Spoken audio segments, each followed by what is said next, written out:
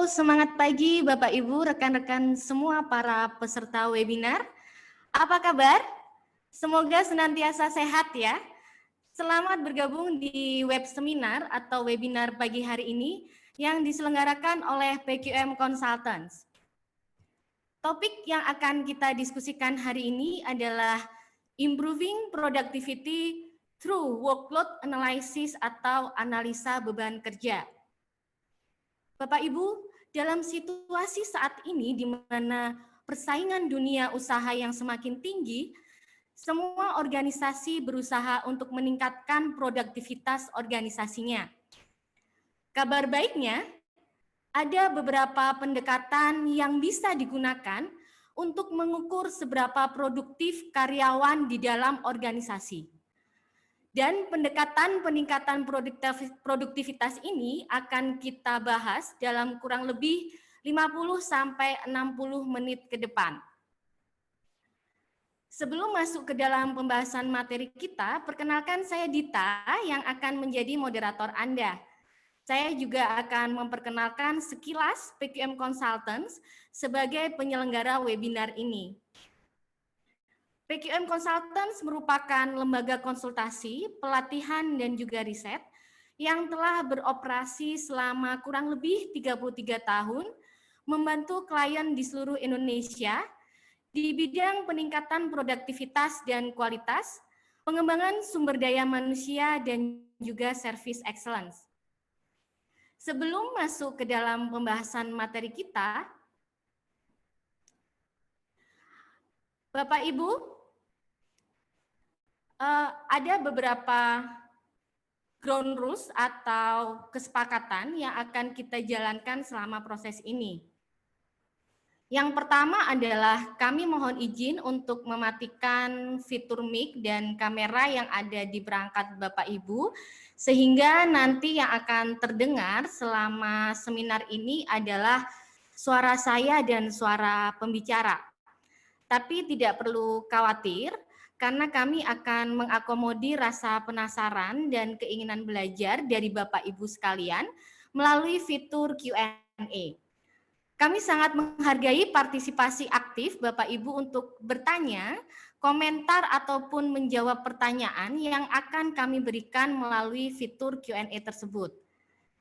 Kami informasikan juga bahwa fitur chat saat ini sedang dalam mode disable. Yang terakhir, Bapak Ibu yang menggunakan perangkat laptop ataupun PC, silahkan mengubah tampilan yang ada di layar dengan mengklik View Option, dan pada pilihan Side by Side Mode, silahkan untuk di-uncheck sehingga tampilan pada layar akan menjadi seperti ini. Silahkan untuk di-uncheck terlebih dahulu. Baik, terima kasih. Bapak Ibu, pembicara kita pada hari ini adalah seorang senior consultant dari PQM yang sudah cukup lama membantu klien PQM dari berbagai bidang industri di Indonesia dalam productivity dan quality improvement, baik dalam bentuk pelatihan maupun memfasilitasi konsultasi penerapannya. Salah satu pendekatan productivity improvement yang beliau tekuni adalah workload analysis. Saya kenalkan pembicara kita, Ibu Nunung Berna Hertin. Ibu Nunung, apa kabar? Hai Mbak Dita, alhamdulillah saya sehat. Semoga demikian pula dengan Mbak Dita ya. Semangat terus ya. Baik Bu, tentunya tetap semangat Bu hari ini. Apalagi kita mendapatkan kesempatan untuk men-sharingkan kepada Bapak Ibu yang mungkin sedang work from home ya Bu, mengenai topik yang relate banget dengan kondisi kita saat ini. Benar Mbak Dita. Nah Bu Nunung, seperti yang kita sampaikan kepada peserta webinar bahwa produktivitas bisa ditingkatkan salah satunya dengan melakukan WOLA. Saya yakin para peserta kita sudah ingin membedah lebih lanjut mengenai workload analysis ini dari Ibu. Silakan Bu Nunung, saya akan memberikan waktu untuk memaparkan lebih lanjut mengenai topik ini. Oke. Terima kasih Mbak Dita untuk waktunya. Baik, saya langsung saja menyapa Bapak Ibu. Selamat pagi Bapak Ibu, selamat berjumpa di dalam PGM Webinar dengan topik Improving Productivity Through Workload Analysis. Saya akan memulai pemaparan saya dengan pertanyaan, apa yang ada di benak Bapak Ibu manakala mendengar istilah workload? Apakah beban kerja yang terlalu berat? Atau terlalu sering pulang kerja lewat waktu? Atau beban kerja dirasa tidak merata? Ada yang sibuk dan ada juga yang santai. Nah, apakah organisasi Bapak Ibu mengalami hal yang sama? Nah, menghadapi kondisi ini, banyak organisasi mulai berpikir, berapa sebenarnya jumlah personil yang dibutuhkan di tempat kerja kita, baik di lantai produksi maupun di back office. Pertanyaan yang sama juga akan muncul, manakala organisasi Anda akan menambah lini produksi baru atau bahkan ketika akan membuka pabrik baru atau membuka usaha baru atau ketika terjadi peningkatan target produksi atau penjualan pada masa Hari Raya Idul Fitri atau Hari Raya Natal dan Tahun Baru atau saat kenaikan kelas anak sekolah. Nah, dari uraian di atas apa yang bisa kita simpulkan mengenai workload? Apakah identik dengan pengurangan karyawan? Atau bisa jadi malah penambahan karyawan? Banyak yang berkesimpulan bahwa WOLA identik dengan isu perhitungan jumlah manpower. Namun, ilustrasi tadi menunjukkan bahwa kini organisasi mulai concern mengenai isu manpower productivity. Nah, manpower productivity ini mulai banyak digunakan sebagai ukuran seberapa baik organisasi dalam menggunakan sumber dayanya, khususnya manpower. Nah, berbicara tentang produktivitas, saya ingin mengajak Bapak Ibu untuk sharing. Kira-kira apa kendala yang membuat target produktivitas di tempat kerja tidak tercapai? Nah, tuliskan jawaban Bapak Ibu melalui QA fitur yang ada di layar Anda. Baik, Bapak Ibu silakan untuk menuliskan jawaban di fitur Q&A dengan format 1_ jawaban dari Bapak Ibu. Kita nanti akan coba untuk quick screening ya Bu Nunung untuk melihat kira-kira mayoritas ini kendala apa yang dihadapi dalam mencapai produktivitas. Iya Mbak Dita. Kita berikan waktu sebentar ya Bu ya untuk para peserta kita untuk menuliskan jawabannya. Oke. Baik, sudah ada beberapa jawaban yang masuk Bu Nunung di sini. Oke, boleh dibaca apa saja Mbak Dita? Ya, beberapa yang menjadi kendala produktivitas karena adanya target produksi yang sering berubah, Bu. Kemudian ada yang menyampaikan bahwa performance karyawannya tidak sama.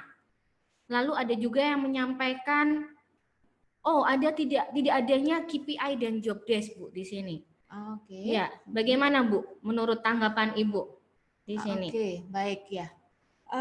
Iya Mbak Dita, dari jawaban yang masuk, kita ini masih banyak ya, tapi mungkin kita tidak bisa bacakan semuanya. Betul ya. sekali. Oke ya.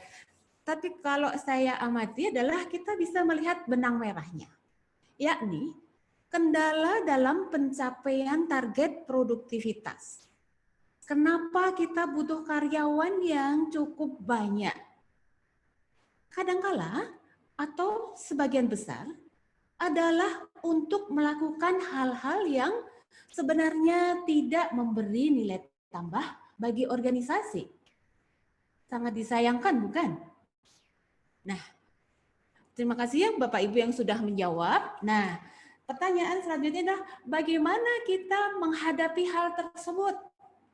Pendekatan apa yang bisa kita lakukan untuk peningkatan produktivitas? Ya, saya yakin sudah banyak upaya peningkatan produktivitas yang dilakukan di organisasi Bapak Ibu. Kami akan share beberapa pendekatan yang bisa dilakukan. Antara lain, perbaikan sarana dan prasarana.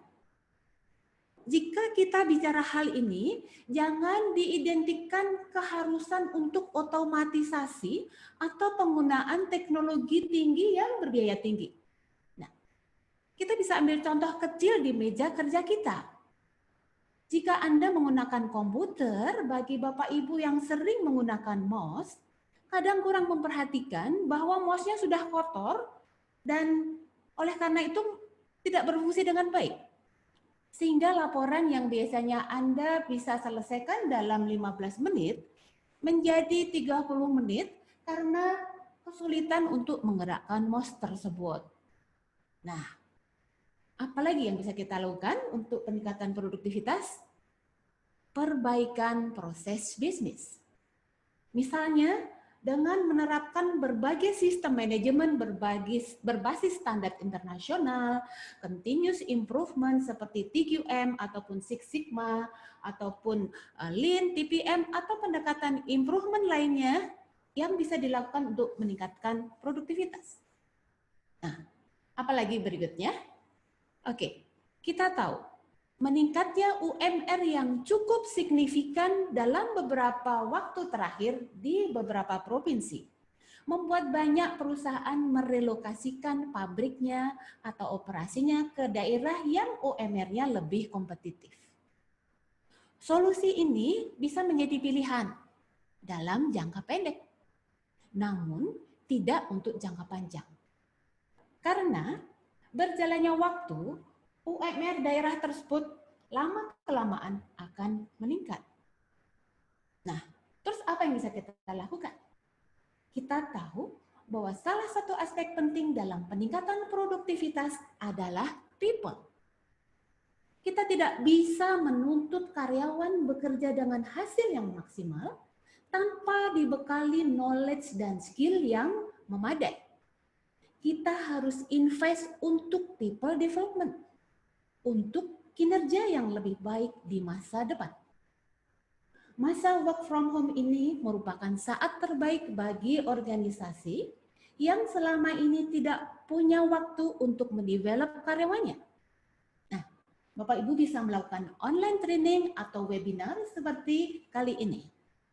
Dan itu saja tidak cukup, kita juga harus menjaga people engagement. Karena karyawan yang skilled bukan jaminan mereka produktif ketika mereka tidak engage. Bagaimana ilustrasinya? Mari kita lihat video berikut ini.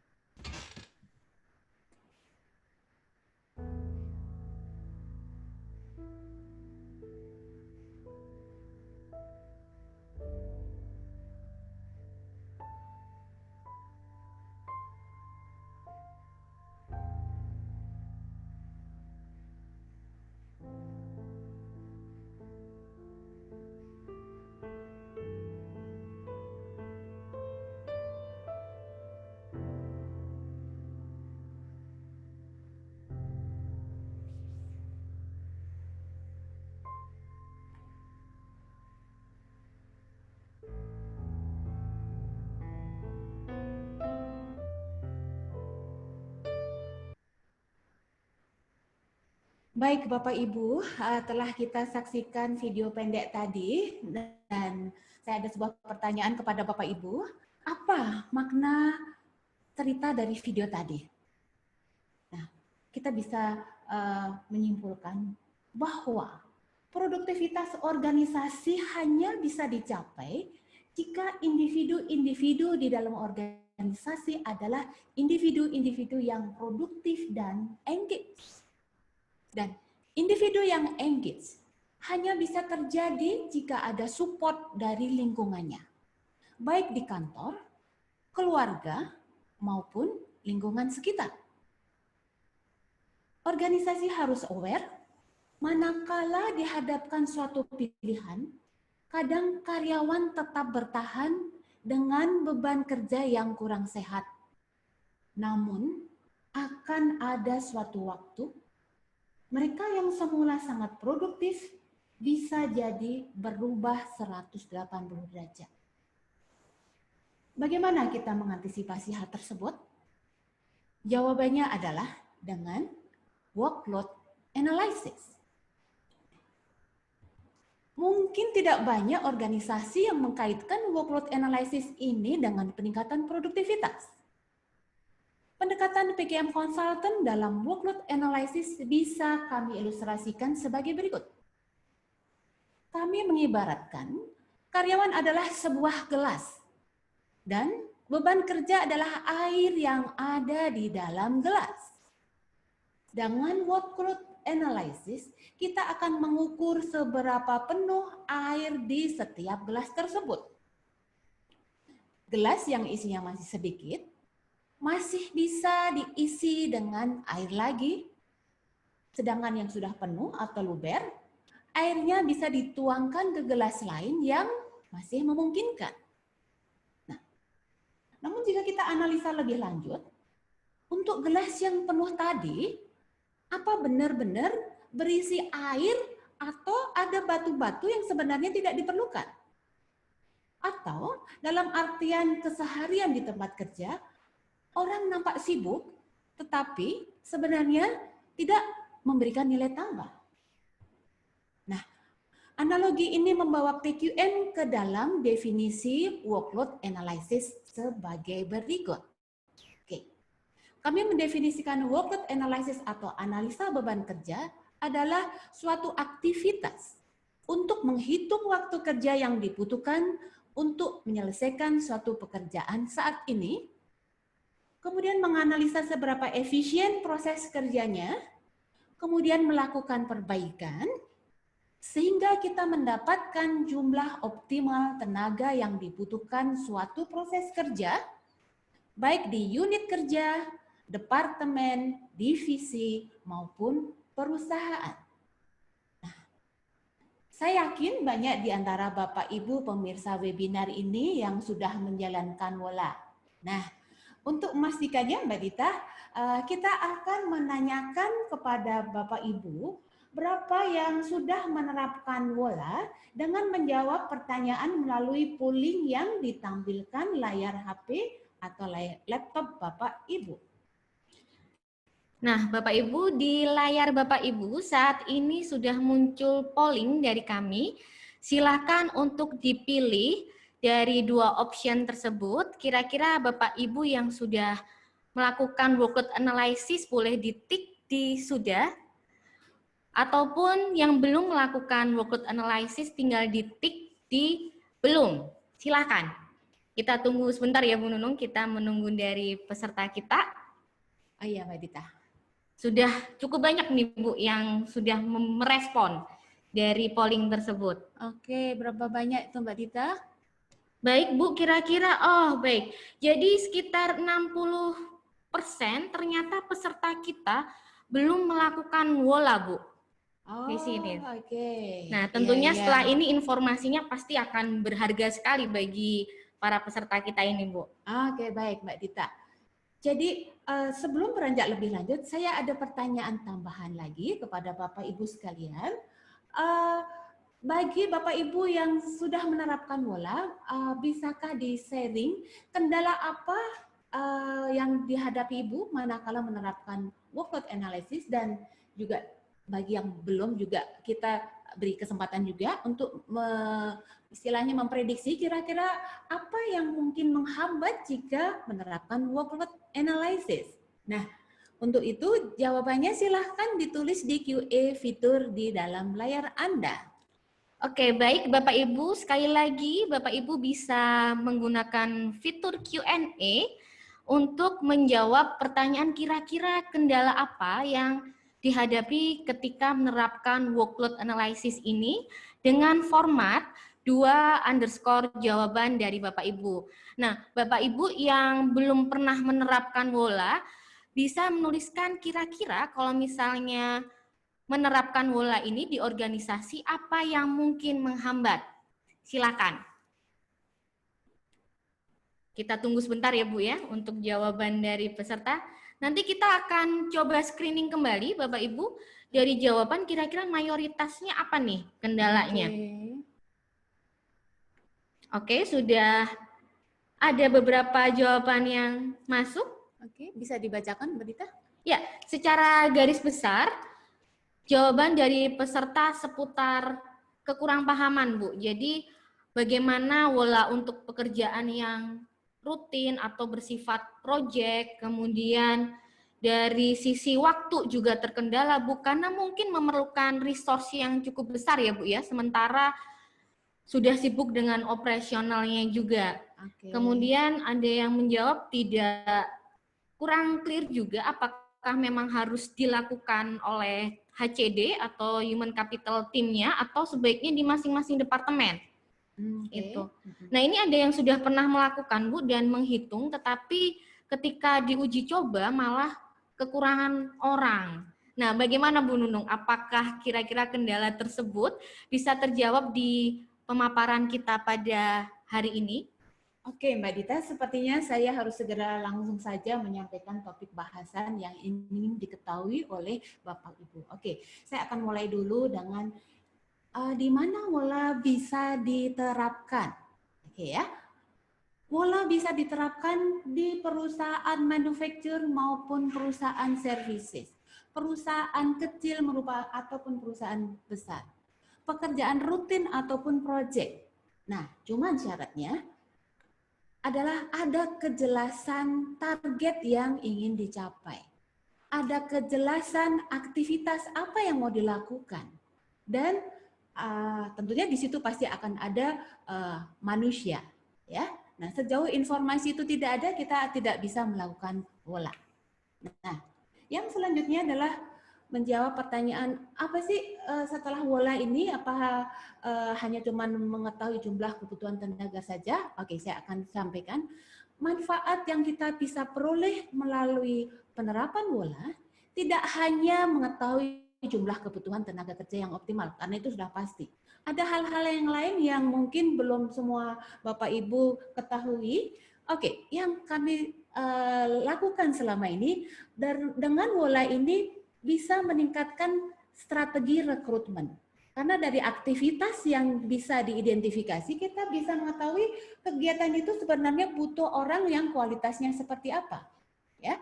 Kemudian kapan kita perlu melakukan dan berapa orang yang harus direkrut untuk mencapai target output tertentu.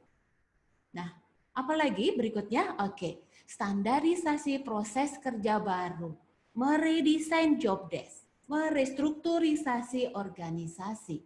Nah, kok bisa?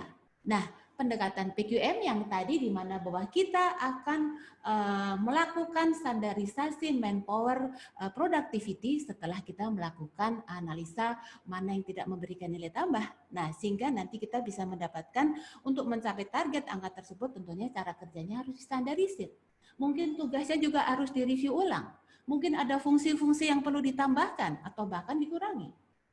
Apalagi, oke, dari WOLA kita bisa melakukan rencana pengembangan karyawan untuk memenuhi persyaratan jabatan. Ya, karena kita tahu tadi dari aktivitas yang didefinisikan, kemudian kita tahu syaratnya, kemudian kita assess orang yang saat ini ada. Nah, ada gap atau tidak, disitulah kita akan membuat perencanaan pengembangan karyawan. Dan yang terakhir tentunya meningkatkan produktivitas. Nah, Bagaimana kita bisa mendapatkan benefit itu? Langkah apa yang harus kita lakukan?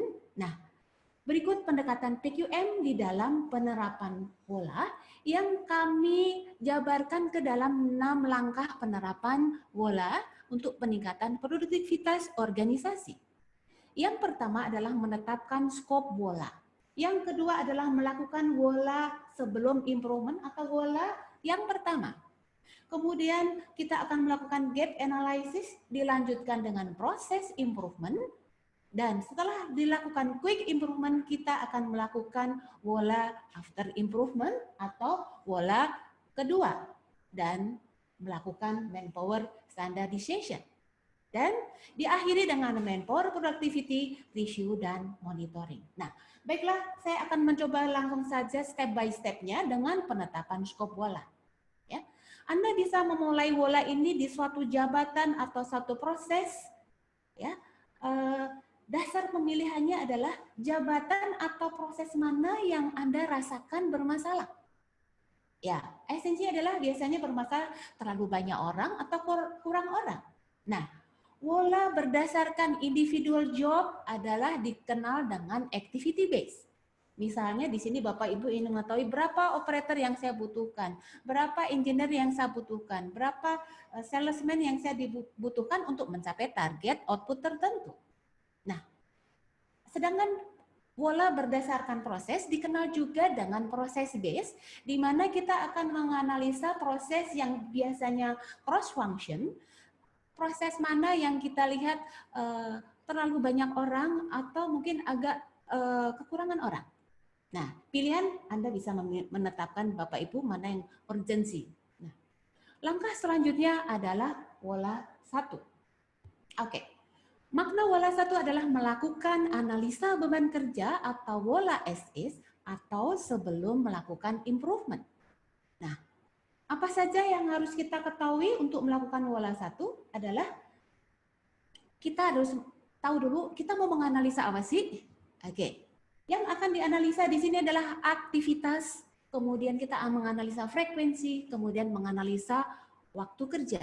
Nah, aktivitas ini bisa dijabarkan dari target organisasi. Untuk mencapai target organisasi tertentu, kita butuh aktivitas apa? Dijabarkan dari level bisnis proses tertinggi sampai ke level individu. Nah, kemudian kita juga identifikasi selain aktivitas utama ada juga aktivitas pendukung yang kalau kita lakukan akan menunjang pencapaian peningkatan produktivitas. Misalnya kegiatan improvement, kegiatan meeting 5R dan sebagainya. Dan juga ada kegiatan yang perlu juga kita pertimbangkan adalah kegiatan tambahan yang juga harus kita alokasikan. Misalnya kita ada kegiatan family gathering, ada kegiatan ulang tahun perusahaan dan sebagainya. Frekuensi mengandung makna adalah berapa sering saya mengulang kegiatan itu untuk mencapai target output yang ditetapkan. Waktu kerja di sini mengandung makna adalah waktu yang dilakukan oleh orang dengan kemampuan above average dalam kondisi normal. Ya, nah nanti juga akan ada aspek yang dihitung waktu standar yang mempertimbangkan tingkat kesulitan dari pekerjaan. Nah, yang berikutnya apa? Yang berikutnya adalah metode pengukuran beban kerja. Ya. Di sini kita bisa melakukan pengukurannya secara tidak langsung, ya bisa menggunakan wawancara atau focus group discussion atau melalui kuesioner. Atau mau melakukan pengukuran langsung. Banyak cara yang bisa dilakukan, motion and time study, ya, baik menggunakan CCTV atau Anda mengukur langsung menggunakan stopwatch, ya, atau menggunakan machine learning, ya. Dan juga kita bisa melakukan box sampling. Nah, mungkin kita tidak membahas terlalu dalam di sini, tapi memberikan insight kepada Bapak Ibu bahwa banyak cara untuk mengukur beban kerja. Nah, sekarang yang menjadi pertanyaan, saya sudah mau mengukur beban kerja, sementara personelnya ada beberapa, ya, ada yang shift 1, shift 2, shift 3, kira-kira siapa yang representatif? Nah, sebagian besar di dalam organisasi mengambil yang the best. Apakah salah? Tidak. Ya. Nah, namun kita perlu melihat konsekuensinya. Manakala, ini ambil contoh pekerjaan setting mesin. Shift 1 bisa selesai dalam 30 menit. Shift kedua selesainya 1 jam. Shift ketiga selesainya 40 menit. Nah, siapa yang akan dijadikan acuan untuk menghitung beban kerja? Ya. Nah, kami menyarankan yang diambil adalah above average. Karena manakala Bapak Ibu mengambil yang terbaik 30 menit, sementara karyawan yang di nilai kemampuannya masih di bawah tadi, belum diimprove, dan Anda sudah menstandarkan, otomatis nanti Anda akan merasa setelah WOLA, Anda akan merasa kekurangan orang. Nah, oke, yaitu saran kami. Dan kemudian pertanyaan berikutnya adalah bagaimana menghitung beban kerja. Nah, ada formula yang dikenal dengan FTE atau singkatan dari Full Time Equivalence. Nah, apakah itu? Adalah jumlah tenaga kerja optimum yang dibutuhkan untuk merampungkan serangkaian kegiatan tertentu. Nah, bagaimana menghitungnya? Adakah formulanya? Ada, Bapak Ibu sekalian. Nah, ini secara sepintas saja kami sampaikan, mungkin tidak bisa kita diskusikan pada kali ini. Ya. Nah, tapi untuk bisa memberikan sedikit pemahaman Bapak Ibu mengenai beban kerja, saya ingin sedikit mengajak Bapak Ibu mengikuti pertanyaan kecil ini. Ya. Ini ada sekelompok karyawan yang memindahkan semen dari kapal ke truk dengan menggunakan tenaga manusia. Ya. Nah, jumlah semen yang akan dipindahkan adalah sebanyak 120 sak semen. Masing-masing beratnya 50 kg. Nah, di mana setiap orang mampu memindahkan semen tersebut dari kapal sampai ke truk adalah durasinya 5 menit. Kita mempekerjakan 3 orang. Nah, pertanyaannya, berapa total waktu yang dibutuhkan untuk menyelesaikan keseluruhan pekerjaan tadi? Nah, bagaimana Bapak Ibu menjawab? Nah, nanti jawabannya Bapak Ibu akan ada 3 pilihan jawaban, 3,3 jam, atau 10 jam, atau lebih dari 10 jam. Nah, untuk menjawab ini silahkan menjawab polling question yang muncul di layar Bapak Ibu sekalian. Baik, Bapak Ibu, di layar Bapak Ibu saat ini sudah muncul polling di sini. Jadi Bapak Ibu tinggal tik saja kira-kira yang tepat jawabannya yang mana? Apakah A di 3,3 atau di B 10 jam atau justru di C di atas 10 jam? Silakan. Bu Nunung, sepertinya kita harus memberikan sedikit waktu ya bagi peserta kita untuk melakukan penghitungan ya Bu ya. Kita beri waktu selama 1 menit ya. Oke ya. Ternyata cepat juga ya Bapak Ibu mengisinya, ini udah cukup banyak yang sudah ada beberapa yang ya. masuk ya Bu ya. Luar biasa. Kita memberi soalnya belum selesai, jawabannya udah banyak yang masuk ya. Iya betul sekali Bu. Antusiasmenya kelihatan ya Bu ya di sini. Baik ya. Baik. Nah, kira-kira masih bagaimana? Ada 30 detik lagi Bu kira-kira ya untuk menjawab polling ini. Oke, baik. Nah, kira-kira Mbak Dita sendiri punya jawaban juga dong? Oh, tentu saja Bu. Saya juga menghitung-hitung nih Bu, kira-kira jawaban yang tepat ini yang mana. Nanti akan saya share juga nih ke Ibu. Oke, belum saatnya Ibu ya. Mbak belum Dita ya. Betul. Oke, waktu tinggal 12 detik. Ya, kira-kira kurang 10 detik lagi kita berikan kesempatan kepada para peserta. Dan silakan. 4, 3, 2. Oke, waktu habis. Waktu habis dan sudah terkumpul Bu hasil jawaban dari peserta kita. Menarik sekali, ternyata banyak sekali yang menjawab di A Bu. Di 3,3 sekitar 77%. Betul ya, luar biasa. Ini berarti sangat kompak Bapak Ibu sekalian ya dalam mengisi jawaban tadi. Nah, Mbak Dita sendiri berapa? Ikutan suara terbanyak juga? Sepertinya saya sama dengan Bapak Ibu di sini ya Bu ya. Jadi jawaban saya juga di A Bu, 3,3 jam. Nah, kira-kira jawaban yang benar apa? Ya. Oke, Mbak Dita, mungkin kenapa bisa menjawab 3,3 jam? Mungkin kalau kita lihat, saya bisa menduga ya, pasti kalkulasinya dari 125 sak dikalikan 5 menit, dibagi 60 menit, kemudian dibagi 3 orang ya, jadi 3,3 jam. Iya, betul sekali, Bu. Kira-kira Oke. perhitungannya seperti Nah, itu. kalau hitungan matematikanya benar, waktu rata-rata yang dibutuhkan per orang, ya per orang 3,3 jam, bukan? Artinya pekerjaan akan selesai, nah kalau mereka bekerja bareng, 3,3 jam kemudian pekerjaannya selesai. Dengan asumsi mereka itu adalah manusia yang tanpa kenal lelah, tidak butuh istirahat.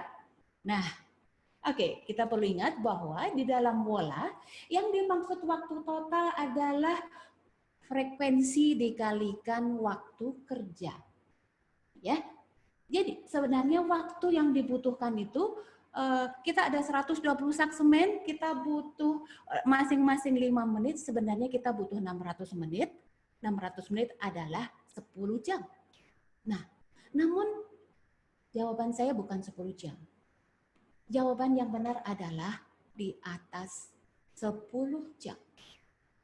Kenapa kok di atas 10 jam? Ya, tadi sudah kami sampaikan ya bahwa perhitungan beban kerja adalah frekuensi dikalikan waktu kerja. Jadi bukan jam berapa selesai, tetapi adalah waktu total yang dibutuhkan. Nah, kenapa di atas? Karena kita tahu manusia bukan mesin yang mampu mengulang pekerjaan dengan speed yang sama tanpa ada rasa lelah. Kita butuh istirahat yang di dalam bola dikenal dengan istilah faktor kelonggaran. Ya. Nah, kita lihat apa faktor kelonggaran itu? Adalah indeks atau konstanta yang digunakan sebagai pengali untuk pengukuran beban kerja. Oke. Nah, untuk apa faktor kelonggaran tersebut? Ya. Di antaranya adalah untuk melepaskan lelah. Ya. Jadi setelah tadi Anda mengangkut semen, mungkin baru diangkut 2 kali, Anda butuh waktu untuk istirahat. Ya, oke. Selain itu adalah Anda untuk melakukan kegiatan yang bersifat pribadi. Anda butuh minum, Anda mungkin perlu ke restroom, atau menunggu hal-hal yang sebenarnya tidak bisa kita hindari.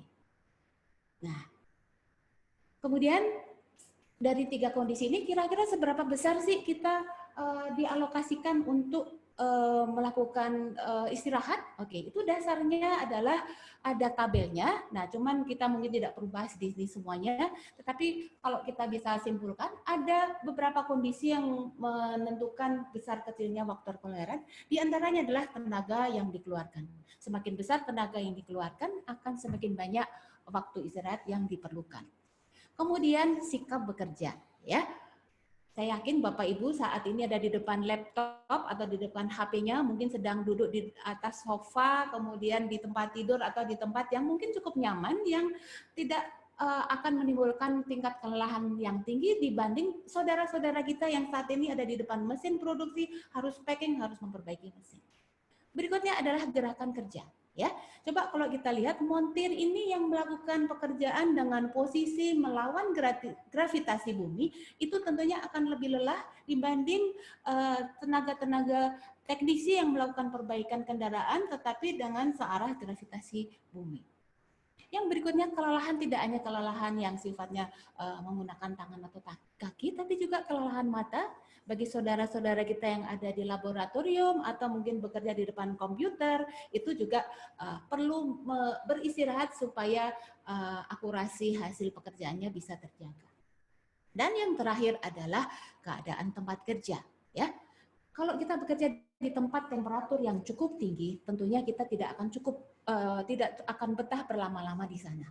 Ya, begitu juga dengan situasi kondisi tempat kerja yang tingkat kedaran atau mungkin debunya sangat tinggi. Ya, nah ada satu hal lagi yang perlu kita perhatikan di dalam menghitung beban kerja adalah tingkat defect, tingkat gangguan mesin, kemudian juga absensi. Karena selama ini kadang ini tidak diperhitungkan karena mereka menganggap bola adalah proses yang dilakukan kondisi normal. Benar. Tetapi manakala ketiga aspek ini belum diperbaiki, Anda tidak bisa membakukan jumlah FTE hanya berdasarkan kondisi normal. Anda harus melakukan ada spare untuk di sini sambil Anda melakukan improvement untuk menghilangkan tiga aspek berikut. Ya. Nah, setelah Anda menganalisa ini, Anda akan mendapatkan FTE as is before improvement. Nah, setelah ini kita akan lanjut ke fase ketiga dan 4, saya gabungkan gap analysis dan proses improvement. Apa esensinya di sini adalah bahwa kita ingin melihat apakah pekerjaan yang kita lakukan semua memberikan nilai tambah, value added, atau ada juga yang non value added, tidak memberikan nilai tambah, atau non value added but necessary atau no fun. Nah, di sini kita ingin memberikan message kepada Bapak Ibu sekalian bahwa bukan beban kerjalah yang membuat Anda lelah, tetapi cara Anda mengerjakannya yang membuat Anda lelah. Nah, kami ingin mengajak Bapak Ibu semua untuk bekerja lebih smart, bukan bekerja lebih keras. Nah, dari analisa gap analysis dan proses improvement kita akan melakukan quick improvement. Nah, setelah lakukan quick improvement, kita akan melakukan pola kedua. Ya. Nah, apa yang kita lakukan di dalam pola kedua ini, artinya dari hasil improvement tadi, kita akan melakukan perhitungan beban kerja setelah di improvement. Nah, dari pengalaman kami memfasilitasi pola, kami bisa membandingkan 3 kondisi. Kondisi manpower as is, yakni sebelum dilakukan pola. Kemudian kita, misalkan ini 8, kemudian kita lakukan pola 1, before improvement juga, ternyata jauh lebih sedikit. Ya. Dan apalagi setelah dilakukan gap analysis dan proses improvement, jauh lebih membaik.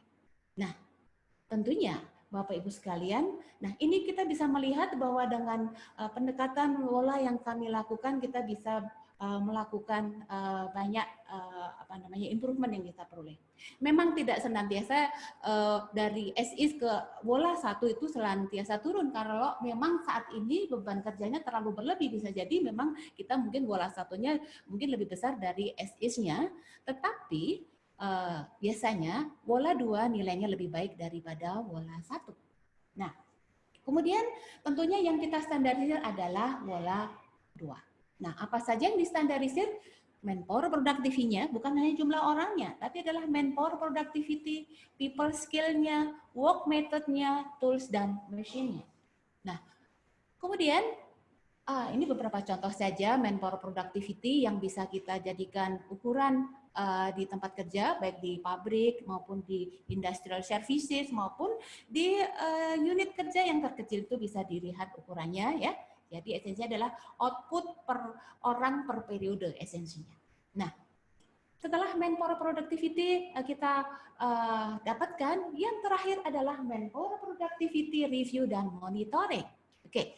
Nah, di sini apa yang kita ingin harapkan adalah kita ingin memastikan bahwa produktivitas kita harus senantiasa terjaga. Lakukan preventive corrective action manakala terjadi penurunan, dan kapan perlu dilakukan pola berikutnya dalam kondisi perubahan lingkungan bisnis, dalam kondisi perubahan proses bisnis, dalam kondisi Anda sudah melakukan proses improvement, dalam kondisi perubahan peralatan kerja, atau volume kerja.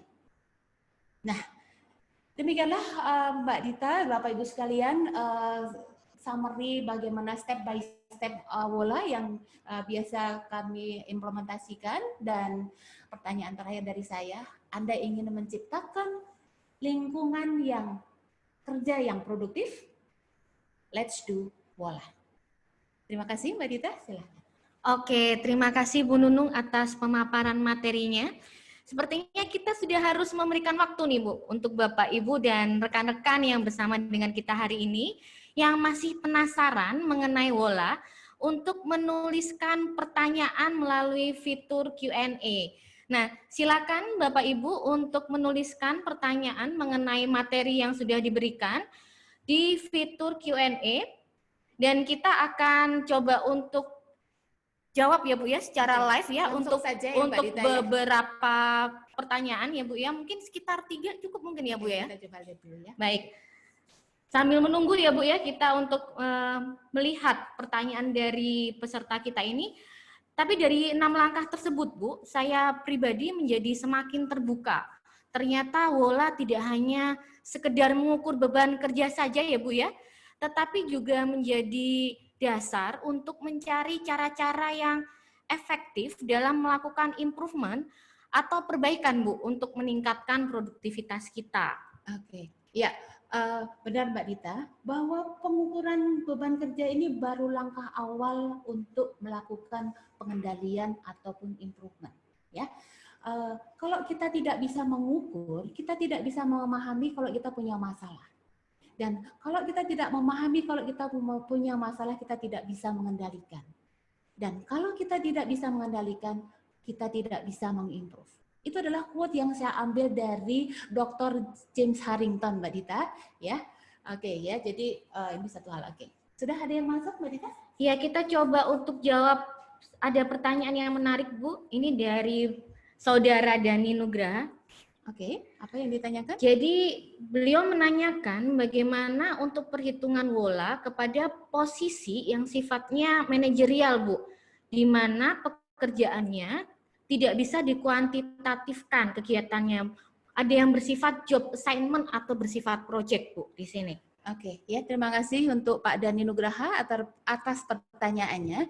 Ya, ini pertanyaan yang banyak sering ditanyakan oleh Bapak Ibu sekalian. Jadi memang tidak semua kalau targetnya udah jelas, tapi kita untuk mencapai target tersebut kalau tidak jelas apa yang mesti dilakukan dan seberapa sering itu akan dilakukan, ya kita mungkin tidak akan WOLA bukan satu jawaban. Ya. Nah, jadi WOLA bisa dilakukan kalau kita jelas mengenai betul bahwa misalkan manajer harus punya target sekian M atau sekian T. Nah, untuk mencapai target tersebut jelas nggak kegiatan yang harus dilakukan beliau? Ya. Nah, kalau sudah jelas kegiatan apa yang harus dilakukan beliau, kemudian seberapa sering kegiatan itu harus dilakukan dan perkiraan waktu bisa dilakukan atau tidak. Nah, kalau kita bisa menjawab itu, mestinya WOLA pun bisa dilakukan. Ya. Oke, baik. Terima kasih. Mudah-mudahan menjawab ya Pak Dani ya. Kemudian kita akan beranjak ke pertanyaan berikutnya. Ibu, tadi ada pertanyaan dari Saudara Vidi Rosen di sini. Penasaran Bu, kira-kira perlu waktu berapa lama biasanya kalau kita ingin menerapkan program WOLA ini Bu? Oke, baik. Terima kasih Pak Vidi untuk pertanyaannya. Oh, tadi juga Pak Dani juga ya. Oke ya. Jadi penerapan program WOLA ini tergantung dari skop proses kerja atau skop dari jabatan yang akan dilakukan WOLA ya. Nah, sebagai contoh mungkin saya bisa ngambil contoh di salah satu kita melakukan workload analysis di suatu R&D department gitu ya. Dan kita biasanya melakukan analisa proses bisnis dari level tertinggi, kemudian dijabarkan sampai ke level masing-masing prosesnya, dan kemudian dianalisa dengan timnya untuk menghitung seberapa sering kegiatan itu dilakukan, berapa waktunya. Mestinya kalau kita bersama-sama melakukannya secara tepat ya, pekerjaan untuk satu departemen itu mungkin tidak lebih dari 1 bulan. Ya, nah, baik. Oke, terima kasih. Kemudian kita mungkin ke pertanyaan terakhir ya Bu ya. Oke. Dari Saudara Fajar Dianto di sini menanyakan setelah selesai melakukan WOLA, bagaimana implementasinya yang efektif dan bagaimana cara mengatasi apabila ada penolakan Bu dari fungsi lain, apabila harus dikurangi. Oke, baik ya. Ini adalah terima kasih Pak Fajar ya. Ini masalah sensitif bagi perusahaan yang harus ditangani secara hati-hati. Ya, kami sarankan sosialisasikan dengan baik. Pilih change agent dan bekali mereka dengan knowledge dan skill dalam change management dan workload analysis tentunya. Ya, kita ibaratkan organisasi kita adalah sebuah kapal yang membawa beban berat. Dan agar selamat, salah satunya pilihan adalah mengurangi beban. Nah, beban mana yang dikurangi adalah tentunya beban yang tidak memberikan nilai tambah. Karena kalau tidak, seluruh kapal akan tenggelam. Nah, sebagai sharing saja, salah satu klien kami sebelum melaunch workload analysis, setahun sebelumnya mereka sudah menginisiasi program change management yang fokusnya mengajak seluruh anggota organisasi untuk komit melakukan improvement. Karena hanya mengurangi orang tanpa dilakukan improvement akan tidak menyelesaikan masalah. Oke, itu saja Mbak Dita. Oke, baik. Nah, Bapak Ibu yang sudah menuliskan jawaban di fitur Q&A, mungkin belum semuanya bisa kami jawab ya, Ibu ya. Mungkin nanti di lain kesempatan bisa kita bahas lebih lanjut, Bu Nunung. Oke, nah Bapak Ibu kurang lebih sudah 1 jam kita menjalankan webinar ini.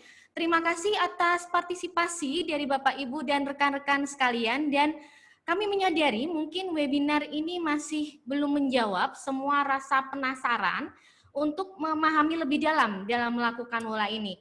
Jadi Bapak Ibu bisa nanti mengikuti PQM Public Training ataupun in-house training di sini, atau bisa pertanyaan-pertanyaan yang masih mengganjal tadi bisa disampaikan melalui email dengan menuliskan dikirimkan ke nn@pqm.co.id untuk emailnya. Oke. Nah, baik Bapak Ibu, selanjutnya untuk kami bisa meningkatkan kualitas pelaksanaan webinar ini di masa mendatang, mohon Bapak dan Ibu mengisi form evaluasi pada polling yang muncul pada layar. Terdapat sekitar 10 pertanyaan dan kami akan memberikan waktu bagi Bapak Ibu untuk mengisi polling tersebut, Bu Nunung. Ya, dan ada informasi menarik juga nih Bu Nunung bagi Bapak Ibu dan rekan-rekan yang mengisi form evaluasi ini. Nanti kami akan memberikan e-certificate, Bu, sebagai bentuk apresiasi kami terhadap partisipasi dari Bapak Ibu. Nah, nanti untuk e-certificates ini akan kami kirimkan melalui email. Oke, silakan Bapak Ibu untuk mengisi terlebih dahulu untuk polling yang kami sudah munculkan di layar Bapak dan Ibu di sini.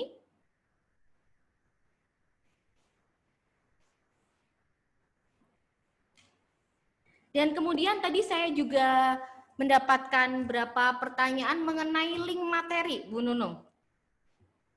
Bapak Ibu tidak usah khawatir mengenai materinya, jadi Bapak Ibu bisa mengakses di website PQM sesuai dengan yang muncul di layar Bapak Ibu saat ini. Silakan nanti mendownload di alamat yang ada tampil di layar Bapak Ibu di sini. Baik, Bapak Ibu, mudah-mudahan webinar ini dapat memberikan manfaat bagi kita semua. Sampai jumpa di webinar PQM selanjutnya. Saya Dita, saya Nunung. Salam improvement.